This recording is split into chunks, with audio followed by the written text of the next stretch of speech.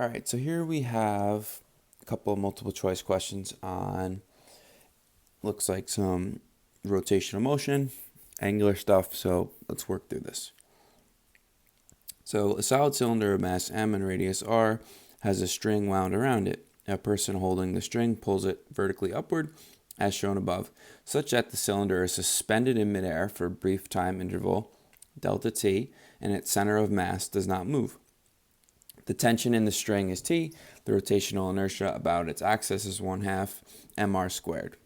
Question 1. What is the net force on the cylinder during this time interval delta T?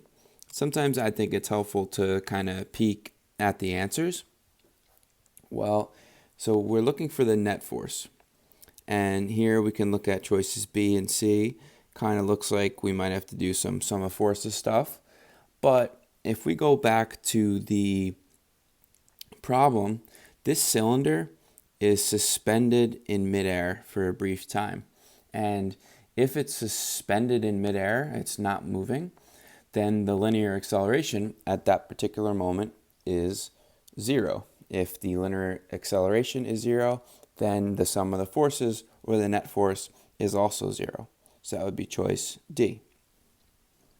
Now, moving on to a problem where we have to apply a little bit more. But here, the linear acceleration of the person's hand during the time interval delta t is, and here we have our 4 choices. Now, the first thing we have to do is this string is wound, or let me erase this, is wound around the disc or the cylinder. And that's going to cause the disc or the cylinder to rotate. If we have a rotation, what this tension is doing is producing a torque. So we have the sum of the torques, and that's going to be equal to rotational inertia times alpha, angular acceleration. Now, there's only one torque being exerted. So torque equals RF sine theta. This is being exerted at a perpendicular angle. So sine of 90 degrees is going to be 1. So we just have R times F. Here, the force is T, and the distance from the center of the axis is R. And that equals the rotational inertia, which we know we're given is 1/2 mr squared times alpha. Now, what we want to do here is we want to get alpha by itself. So one of these r's will cancel. And why do we want to get alpha by itself? Because we're looking for the linear acceleration, and we know that we can relate angular acceleration and linear acceleration.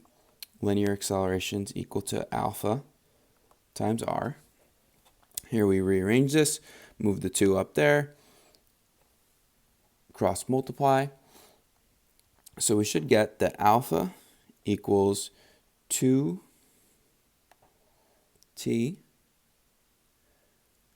over, move the m and the r, this canceled, so over mr. Okay, so alpha is equal to 2 times t over mr. Now, what we learned in question 1 is that the net force is 0.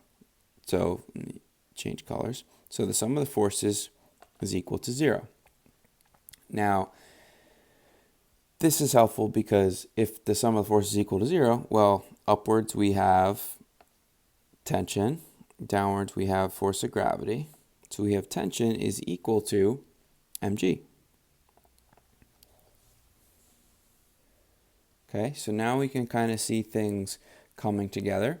So if I take this and I plug it in for tension, and I rewrite it, let me change colors, I get 2 mg over mr equals alpha. Now, can I cancel anything? Yep, these m's will cancel. So now my expression is 2g over r equals alpha. But what we want is the linear acceleration. And again, I'm going to change colors. Hopefully I could squeeze it in. I'm going to do it up here. Linear acceleration equals alpha times r.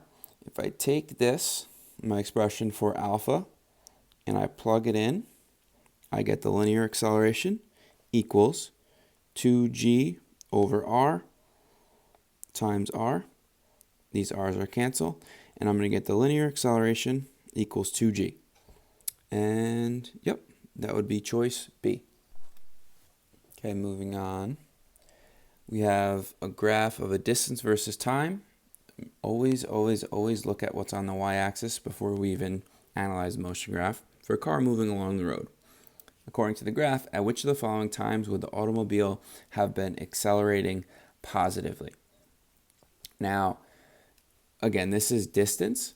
So what we want is to find an increasing slope. So if we have a graph like this, yeah,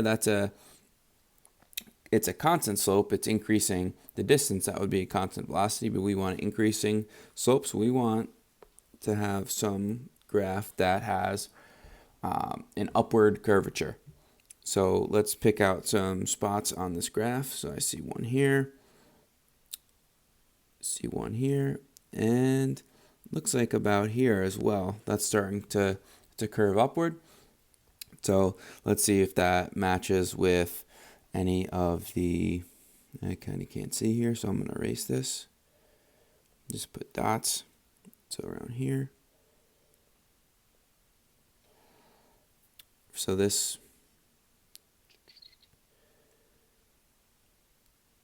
is around 5, around 30, and not quite to 60. Okay, not at 38, eliminate this one. Again, not at, this one doesn't work either. 12 is a downward curve, so 5, 29, and 57, definitely choice C.